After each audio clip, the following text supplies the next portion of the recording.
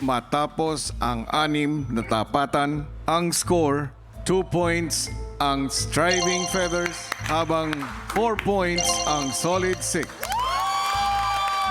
Sa puntong ito, nais kong ipaalam sa inyo na magkakaroon tayo ng 2 special rounds. Sa bawat round na ito, ang mananalo ay magkakaroon ng 2 points. Ang isang special round, ang pinakamahina ng Striving Feathers laban sa pinakamahina ng Solid 6. At ang kalabang team ang pipili.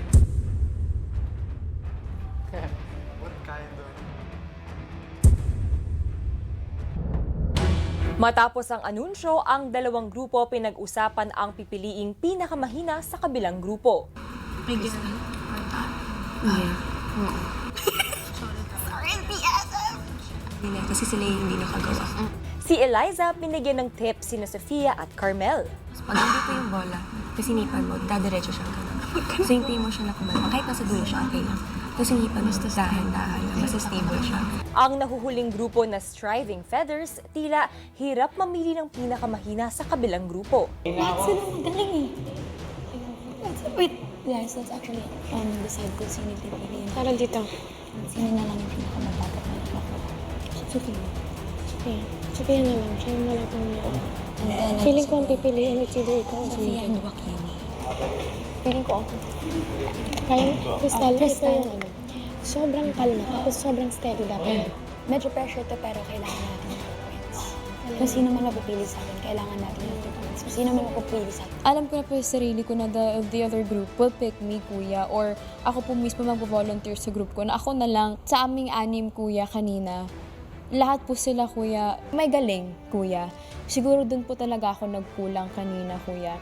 Hindi na namin kayo cheer para wala at least. Alam, mas nakaka-pressure. Kayo ba? No, hindi na din. Good luck, guys. Striving Feathers, sino ang pinipili ninyo bilang pinakamahina sa Solid 6? In-announce niyo po lang po yun. Parang alam ko na po na ako po yung pipiliin nila, kuya. Unang-una po, kuya, nakatingin na po sila sa akin, kuya. Tapos natalo pa po ako, kuya. So, ako po, yes. Ako po yung pinakamahina sa group. Ang pinipili po namin, kuya, na kalaban po is si Sofia. Let's go, Sophia! Tanggap ko naman po, kuya, pero syempre nagkaroon po ako ng inspiration na ipapakita ko na hindi ako mahina, kuya, na strong talaga ako. Kinopas lang po sa time kanina, kaya natalo po ako. Let's go, Sophia!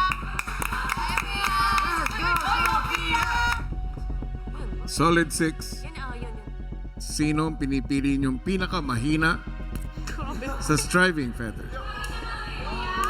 Napagdesisyonan po ng aming grupo na ang pipiliin po naming pinakamahina sa kabilang grupo ay si Crystal. Part of me got hurt na hindi po ako kasing galing ng mga kagrupo ko or ng mga kalaban ko. But hindi pa rin po talaga ako napanghinaan ng loob. Kaya nga ako nilagsakan yung tara! Crystal! Thank you so much! Crystal, alam mo, maintindihan mo ako. Kaya nga ako na nga nagsabi. I love you, Tala. I love you so. Housemates, humanda sa laban ng pinakamahina. Grabe po yung tension sa katawan ko, grabe po yung kaba ko, grabe po yung pressure ko, kuya. Because I'm given another chance, kuya. And 2 points po to kapag nagawa ko po siya ng maayos, kuya.